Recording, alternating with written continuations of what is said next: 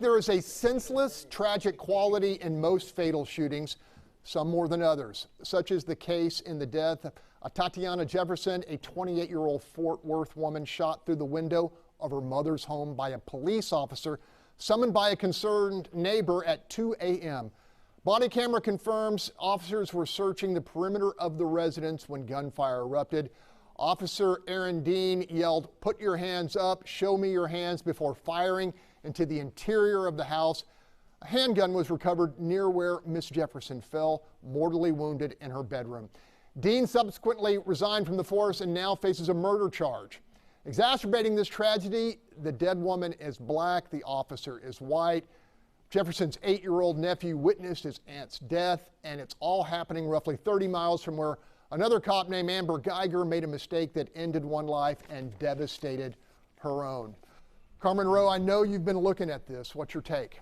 I think this is a tragedy, but one that is probably the result of poor police training. I mean, you watch that video, the response from the police department tells you that. Although he resigned, they condemned his conduct. And I think it's outside the scope of the procedures they teach officers to protect themselves and to protect the community. What's really interesting about this case is that it turns on whether or not he saw a gun on the other side of the window, which there are some facts to support that she had a gun in her hand. If she had a gun in her hand at the time that he shot, he's going to be justified in the shooting under the law in Texas.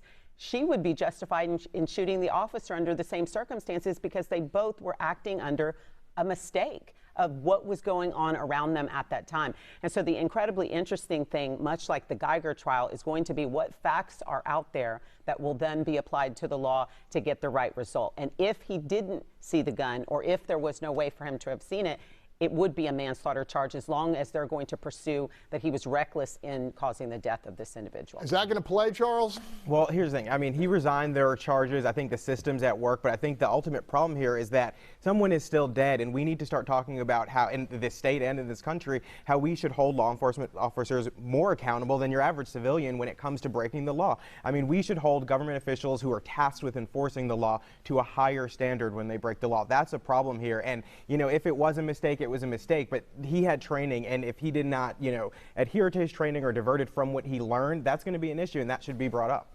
Okay, take 20 seconds, Tone. Well, I mean, again, we're going to see this tragedy play out again. I think what has to happen is right now, every law enforcement department has to have more profound training, longer training, bias training. I mean, our officers on a different alert when they're in a different neighborhood. I mean, that goes into play as well, and from the top to bottom, just to save lives and to stop these things from happening. Okay, Second Amendment expert, go. That cop should have known that woman had the absolute right to have a gun in her own home and grab it when she hears somebody sneaking around her home making a rustle at 2 a.m. I would have done the same thing. If I would have heard there were people around my home doing God knows what, I would absolutely go for my gun as well. So I think that we've got a pretty good case for a murder conviction here because that cop should have known that this individual could absolutely have a gun in her home, and he should have taken other measures before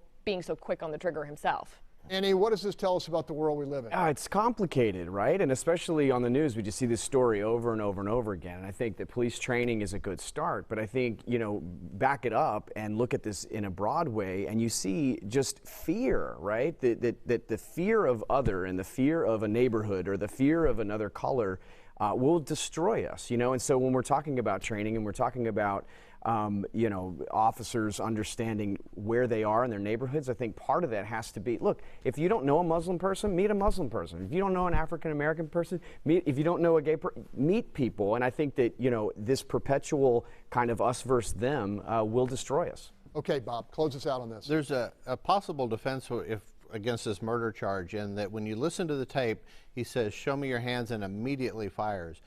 It's possible that he could have accidentally discharged the weapon, which would mitigate some of the ramifications here. In civilian world, we call it accidental discharge. In the military, they call it negligent discharge. And you're not supposed to put your finger on the trigger until you're ready to pull the trigger. So if he did that, that was negligence. Okay.